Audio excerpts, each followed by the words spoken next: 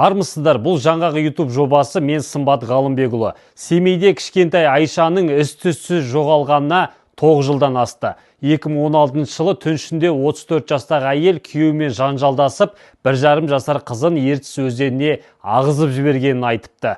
Бірақ бүлдіршіннің денесі сол күйі табылмаған. Не өлі, не тірі екені белгісіз. Келінім спокойно, например, жүр қазір. Ешқандай заң жоқ. Мен ойлаймын, қазіргі жастар, например, бытовой ссора дейді ғой, ұрысқаннан кейін каждый онда әйел келіп баласын өлтіріп, етіске ағызып, тело жоқ деп, каждый әйел онда жүре берсін. Онда рахат қой, бізде заң жоқ ешқандай. Делоның бәрін архивқа өткізіп саған, ешкім іздемейді баланы. Енді біз хотя бы айтса деймін, келініміз шындықты. Жетектейміз, шындыққа жетектейміз енді. Ойларыңызша баланы қайда жіберуі мүмкін ол? Мен ойымша баланы сатып жіберді деп ойлаймын. Или біреуге бере салды ма деп ойлаймын, туысқандарына біреуіне. Бала қылып бере салды ма деймін, баласы жоқ кісілерге деп ойлаймын солай. 9 жыл өтсе де нақты дәлел жоқ. Дене табылмады, ізде жоқ. Бұл қайғы әкенді де сындырған. Жалғыз қызын таба алмаған ер адам ауыр күйзелістен кейін өз-өзіне қол жұмсап, көз жұмған. Ал баланың анасы бүгінде басқа отбасын құрып кеткен. Бұл жағдай қайын жұртының наразылығын туғызды. Абысыма айттым, бала тірі ме, не өлі ме, расыңды айт, мойында дедім.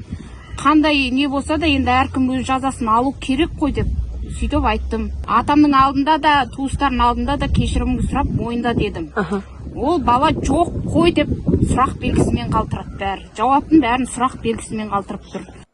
Айшаның атасы немересінің тірі екеніне сенімді.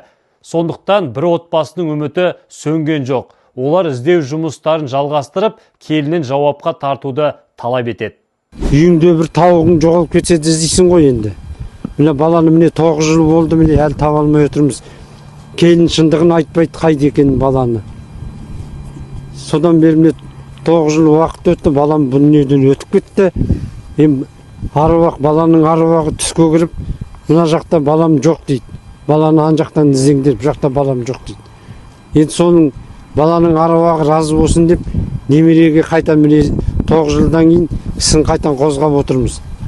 Дегенде енді істі қозғады да, деланы ісін арғарай жүргізбей, ісін мұрағатқа өткізіп тастаған енді. Содан кейін берімде қайтан қопарып отырмыз, баланы тапсақ деген ниетпен. Ертіс өзенімен жағалауды түгел сүзіп шыққан жандар үміттерін үзбей отыр. Бұл оқиғада ең қорқыныштысы белгісіздік. Егер бала шынымен өзенге ағып кеткен болса, неге денесі табылмады? Ал егер тірі болса, ол қайда? 9 жыл, ол аз уақыт емес, бірақ шындық әлі ашылған жоқ.